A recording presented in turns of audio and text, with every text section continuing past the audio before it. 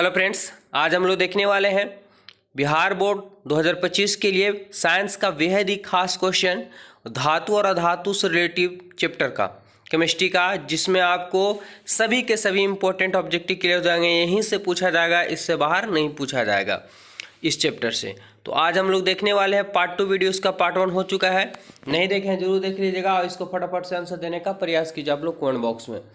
सबसे अधिक आघातवर्धनीय तो तन्य धातु है, तो सबसे अधिक और आघातवर्धनीय, ध्यान से समझेंगे। आघातवर्धनीयता और तन्य क्या होता है? आघातवर्धनीय मतलब जिसको पीट के चादर बनाया जा सकता है, तन्यता जिसको है ना, जिसको खींच करके तार बनाया जा सकता है। तो ऐसा कौन धातु है जो सबसे अधिक है? तो सोना है। क्या है? सोना। अगला सवाल क्या है, ध्यान समझेंगे कि लेड और टीन की मिश्र धातु है। लेड और टीन की मिश्र धातु यानी लेड, पीबी और एसएन टीन मिला करके क्या बनाया जाता है? क्या बनाया जाता है? तो ये बनाया जाता है सोल्डर। क्या बनाया जाता है? सोल्डर बनाया जाता है। ऑप्शन सी इसका करेक्ट आंसर हो जाएगा। अगला सवाल है कि कौन सी धातु कमरे के ताप पर द्रव होता है? कौन सी ऐसी धातु है जो कमरे के तापमान पे भी क्या रहता है? द्रव अवस्था में पाया जाता है। धातु होते हुए भी द्रव अवस्था में पाया जाता है। क्या ब्रोमीन है, पारा है, तांबा है, एल्युमिनियम है? क्या होगा राइट आंसर? तो ध्यान देंगे, पारा जो होता है वो कमरे के ताप पे द्रव अवस्था में पाया जाता है। ये आप लोग पारा को आप लोग देख चुके होंगे, थर्मामीटर, डॉक्टर लोग जो बुखार नापते हैं थर्मामीटर उसमें रहता है, पाया जाता है। ठीक है। अगला सवाल है कि निम्न में कौन आयनिक यौगिक है जिनमें आयनों का आदान प्रदान होता है? आयनिक यौगिक कहलाते हैं। क्या होगा इसका राइट आंसर? तो इसको कल ही हम आप लोगों को डिटेल तरीके से समझा चुके थे। CaCO3 जो है, CaCl2 जो है आयनिक यौगिक है, क्योंकि कैल्शियम का 2 होता है, इसमें क्या होता है? Cl का 1 होता है। आयनों का आदान प्रदान किया जाता है। तो Ca 1 से गुना करें कोई दिक्कत नहीं होगा, C और यहाँ से 2 चला जाएगा। ठीक है, तो CaCl2 हो इसका राइट आंसर हो जाएगा आयनिक यौगिक।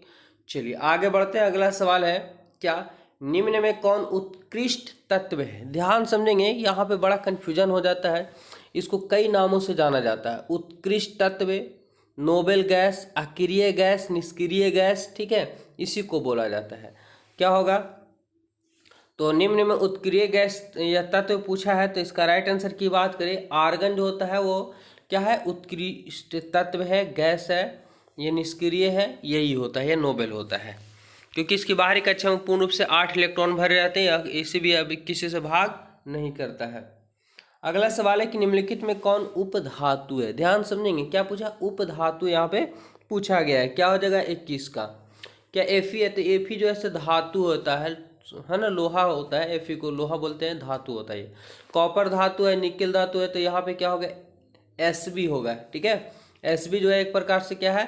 तो उपधातु है। राइट आंसर की बात करें, ऑप्शन डी करेक्ट आंसर हो जाएगा। अगला सवाल है कि धातु की प्रकृति होती है, जो धातु होते हैं उसकी प्रकृति कैसी होती है? क्या धनात्मक होती है, ऋणात्मक होती है, उदासीन होती है, कोई नहीं? तो ध्यान समझना होगा। इसका राइट आंसर की बात करें हम, तो धातु जो होती है वो विद्युत के धनात्मक होती है। ठीक है, जब भी आप लोग देखे होंगे तो माथा पे प्लस लगा हुआ रहता है, यानी ये क्या कर रहा है? इलेक्ट्रॉन का दान कर रहा है। ठीक है, इलेक्ट्रॉन का क्या कर रहा है? दान कर रहा। तो जो दान करता है वो दाता यानी धनात्मक हो जाता है, और जो ग्रहण करेगा वो ऋणात्मक हो जाता है, वो अधातु कहलाते हैं, और जो दान करेगा धातु। अगला सवाल है कि ऐसे तत्व जो इलेक्ट्रॉन को त्याग कर धनायन बन जाते हैं कहे जाते हैं। अभी जस्ट हम आप लोग को इसके बारे में समझाएं भी। ठीक है, कि ऐसे तत्व जो इलेक्ट्रॉन को त्याग करते हैं और त्याग करके धनात्मक आयन बनाते हैं, क्या कहे जाते हैं? ये धातु कहे जाते हैं। ठीक है, क्या कहे जाते हैं? तो धातु कहे जाते हैं, जो ऑप्शन 20 का करेक्ट आंसर हो जाएगा। आगे बढ़ते हैं अगले सवाल की ओर। अगला सवाल क्या दिया हुआ, ध्यान समझिएगा कि लोहा एवं इस्पात को जंग से सुरक्षित, चाहे लोहा हो या इस्पात हो, ठीक है, को जंग से सुरक्षित रखने के लिए उन पर किस धातु की पतली परत चढ़ाई जाती है? यानी किस कलर का, किस चीज़ से उसे पेंट किया जाता है या कलर चढ़ाई जाती है, ये बताना। क्या तांबा रहता है, चांदी रहता है, सोना रहता है या जिंक रहता है? क्या होगा राइट आंसर? तो ध्यान से इसका राइट आंसर की बात करें तो लोहा हो या इस्पात हो, उसको जंग से बचाने के लिए उस पर जिंक धातु की परत चढ़ा दी जाती है। ऑप्शन डी यहाँ पे राइट आंसर हो जाएगा। आगे बढ़ते हैं। अगला सवाल क्या दिया हुआ है कि विद्युत अपघटनी परिकरण में अशुद्ध धातु को बनाया जाता है। ध्यान समझेंगे, अशुद्ध धातु को बनाया जाता है किसमें? तो विद्युत अपघटनी परिक्रम प्रक्रिया में जो अशुद्ध धातु को बनाया जाता है, किस में बनाया जाता है? तो ये बनाया जाता है एनोड पे, ठीक है। ऑप्शन की बात करें, ए इसका राइट आंसर हो जाएगा। सभी क्वेश्चन वेरी वेरी इंपॉर्टेंट है, इसलिए सभी को याद कर लेंगे। जो याद नहीं है उसको याद है, बहुत अच्छा आपको एग्जाम में देखने को यहाँ से मिलेंगे। अगला सवाल है कि कौन सी धातु कमरे के तापमान पर द्रव अवस्था में पाया जाता है? देखेंगे, बताइए फटाफट से क्या होगा। तो राइट आंसर आपकी बात करें हम, तो ये इसके पहले ही हम आपको क्लियर कर चुके हैं, लेकिन ऑप्शन आप लोग को नजर नहीं आ रहा हो, क्योंकि ऑप्शन में हम लोग पढ़े थे पारा, ठीक है। और पारा को ही बोला जाता है मरकरी, याद रखेंगे, ठीक है। तो ऑप्शन की बात करें, ऑप्शन ए इसका राइट आंसर हो जाएगा। आगे बढ़ते हैं अगले सवाल की ओर। अगला सवाल 27 नंबर, क्या दिया हुआ कि निम्न में से किस धातु का गलनांक सबसे कम होता है? इस ऑप्शन के अनुसार में जो है वो गलनांक कम बताना है। एल यानी एल्युमिनियम, तो एल्युमिनियम के बर्तन में खाना बनता है, तो ये तो काफ़ी हाई होता है। हमको एक गलनांक मतलब जो जल्दी पिघल जाता हो। सोडियम है, कॉपर है, लोहा है। तो ध्यान देंगे, लोहा भी जल्दी पिघलता नहीं है, कॉपर का तार भी जल्दी पिघलता नहीं है। सोडियम एक ऐसा पदार्थ है जो वायु के संपर्क में आते ही जल उठता है, इसलिए इसे केरोसिन के तेल में भी डुबा कर रखा जाता है। आप लोग पढ़ेंगे कि कौन सा ऐसा धातु है जिसे चाकू से भी काटा जाता है, और जादूगर अधिकतर लोग यही करते हैं, सोडियम का उपयोग करते हैं और हाथ में लेकर के आपको दिखाएं कि देखिए जादू है, हाथ में आग लगा देंगे, ठीक है, क्योंकि वायु के संपर्क में आते ही जल उठता है। आगे बढ़ते हैं 28 नंबर सवाल है कि निम्नलिखित में से किस धातु को चाकू से आसानी से काटा जाता है? और जिसकी हम चर्चा कर रहे थे वही आपका आ ही गया। तो कौन सा धातु होता है? वो होता है सोडियम। सोडियम को चाकू से भी काटा जा सकता, बड़ा ही सॉफ्ट होता है। आगे, वह धातु जो सिर्फ अम्ल राज्य में घुलता है कौन है? ये अम्ल राज्य क्या होता है? तो ऐसा मिश्रण होता है, ऐसा विलयन होता है जिसमें सोना चांदी भी क्या हो जाते हैं? पिघल जाते हैं, घुल जाते हैं। ये होता है अम्ल राज्य विलयन, ठीक है। तो वह धातु जो सिर्फ अम्ल राज्य में घुलता है वह कौन सा धातु है? तो ये जो धातु की अगर हम बात कर ले तो ये होता है Au, सोना। क्या होता है?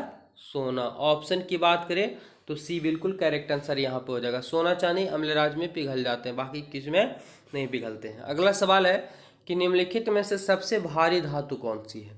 भारी धातु के बारे में पूछा गया है। लिथियम, यूरेनियम, सीजियम या आयरन? क्या होगा राइट आंसर? तो राइट आंसर की बात करें हम, यूरेनियम होगा। क्या होता है? यूरेनियम होता है। यूरेनियम का प्रयोग जो होता है बम विस्फोटक वगैरह में, नाभिक की नियंत्रण प्रक्रिया में, सब में किया जाता है। बहुत ही हेवी पदार्थ होता है, बहुत महंगा भी होता है।